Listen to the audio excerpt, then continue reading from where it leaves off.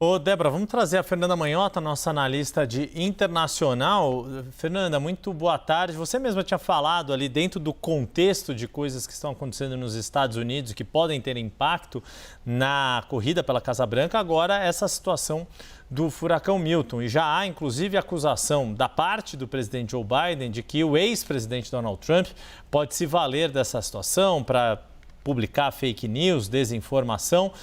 Na sua avaliação, que tipo de impacto um evento desse porte pode ter nas questões políticas na corrida à Casa Branca? Lembrando, hoje, dia 9 de outubro, falta menos de um mês para o dia 5 de novembro, quando os americanos vão escolher o futuro ocupante da Casa Branca. Fernanda Manhota, muito boa tarde, bem-vinda.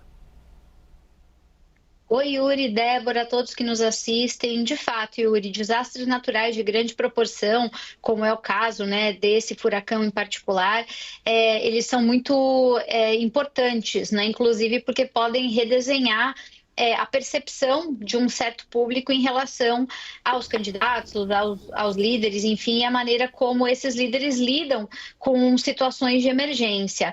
É interessante lembrar que em 2005, por exemplo, quando o furacão Katrina atravessou a Louisiana, pegou um pedaço da Flórida também, um furacão de grandes proporções, ali começou-se a se dizer que era o começo do fim do Bush, né, que estava já no segundo governo e que desde então passou a ser duramente criticado, entre outras coisas, pela dificuldade de organizar os recursos para fazer frente à destruição, a assistência humanitária necessária, a reconstrução, para lidar com as questões, né, todas de infraestrutura. Então, isso expôs muito duramente o governo Bush na época. Muita gente diz que ele nunca se recuperou efetivamente e dali para frente, realmente, a situação dele só piorou. Nesse momento em que a gente está em particular, como você bem lembrou, a gente está às vésperas da eleição americana e nesse momento, basicamente, qual é o cenário que se coloca diante de nós? Vou citar aqui rapidamente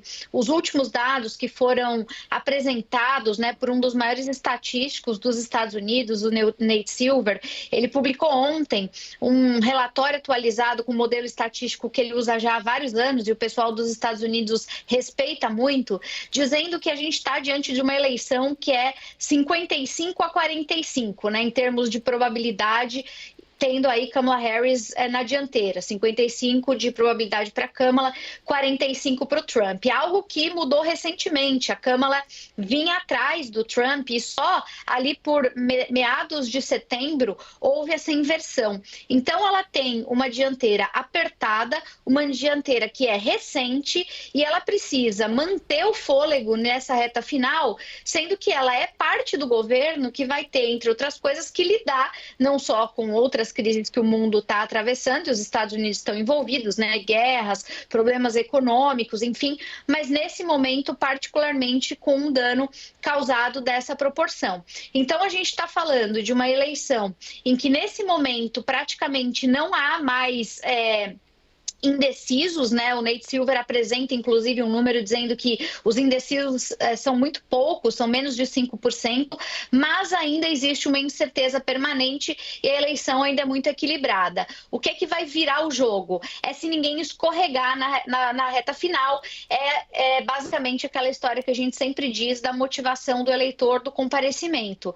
A gente sabe, Yuri e Débora, que o jogo só acaba quando termina, né? E nesse caso em particular, o furacão Milton e a devastação que ele vai provocar se torna um elemento novo, importante, forte, que coloca à prova a capacidade de liderança, de gestão de emergências do governo Biden e por associação também da Câmara, e dá ao Trump, né, que nesse momento não está no governo, a possibilidade de explorar esse episódio para mostrar as fraquezas, as dificuldades que ele possa encontrar na gestão.